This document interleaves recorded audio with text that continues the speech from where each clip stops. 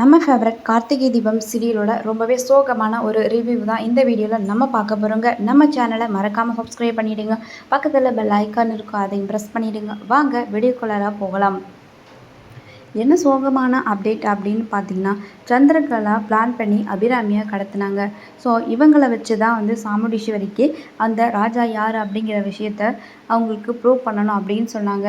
ஆனால் இந்த ஒரு விஷயத்தை தெரிஞ்சுக்கிட்ட நம்ம அபிராமி ரவுடிங்கக்கிட்ட இருந்து தப்பிச்சு போய் ஒரு லாரியில் அடிபட்டுறாங்க. அந்த இடத்துல அவங்க இறந்து போயிடுறாங்க. ஸோ இந்த ஒரு விஷயம் நம்ம பாட்டி வீட்டுக்கு தெரிய வருது.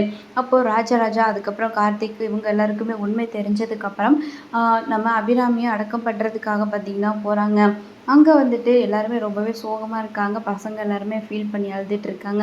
ஸோ நம்ம கார்த்திக்குமே பார்த்திங்கன்னா ரொம்பவே ஃபீலிங்கோடு இருந்துகிட்ருக்காங்க. அம்மா இறந்துட்டாங்களே அப்படின்னு சொல்லிட்டு, இவ்வளோ சீக்கிரம் எதுக்குமா எங்களையெல்லாம் விட்டுட்டு போனீங்கன்ற மாதிரி ரொம்பவே ஃபீல் பண்ணி அழுதுட்டுருக்குறாங்க. நம்ம கார்த்திக்கெல்லாம் ரொம்ப சோகமாக இருக்கிறாங்க.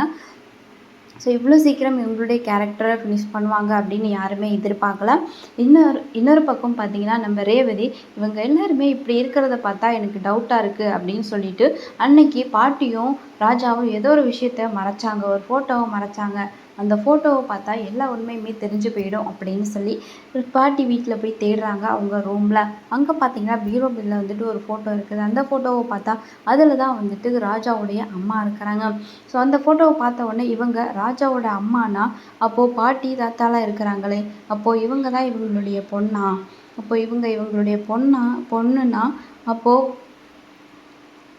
கண்டிப்பாக அந்த ராஜாவுக்கோ இவங்களுக்கோ ஏதோ சம்மந்தம் இருக்குது. அப்போது ராஜா தான் இவங்களுடைய பேரனா? இப்போ இவங்க தான் கார்த்திகா அப்படிங்கிற மாதிரி அவங்களுக்கு உண்மை தெரிய வந்துடுது. டைரெக்டாக பாட்டிக்கிட்டே போய் கேட்கலாம் அப்படிங்கிற மாதிரி போகிறாங்க. அங்கே போய் பார்த்தா அவங்களுக்கு ரொம்ப ஷாக்கிங்காக இருக்குது. ஸோ அபிராமி இறந்துட்டாங்க அப்படிங்கிற விஷயம் அவங்களுக்கு தெரிய வருது. அத்தை உங்களை இந்த ஒரு நிலமையில பார்ப்பேனா அப்படிங்கிற மாதிரி தான் ரொம்ப அதிர்ச்சியோடு நின்று பார்த்துட்டு இருக்காங்க. அங்கே போனதுக்கப்புறம் நம்ம பாட்டிக்கிட்ட சத்தியம் வாங்குறாங்க. அதாவது ராஜா யார் உங்கள் பேரனா அப்படிங்கிற மாதிரி கேட்குறாங்க. என் மேலே சத்தியம் பண்ணி சொல்லுங்கள், இந்த ராஜா தானே உங்கள் பேரன் அப்படின்னு சொல்லி கேட்குறாங்க. ஆமாம்மா, ராஜா என் பேரன் தான் அப்படிங்கிற மாதிரி சொல்கிறாங்க. ஸோ இதை கேட்டுட்டு ரேவதி ரொம்பவே ஷாக்கிங்கில் இருந்துகிட்ருக்காங்க.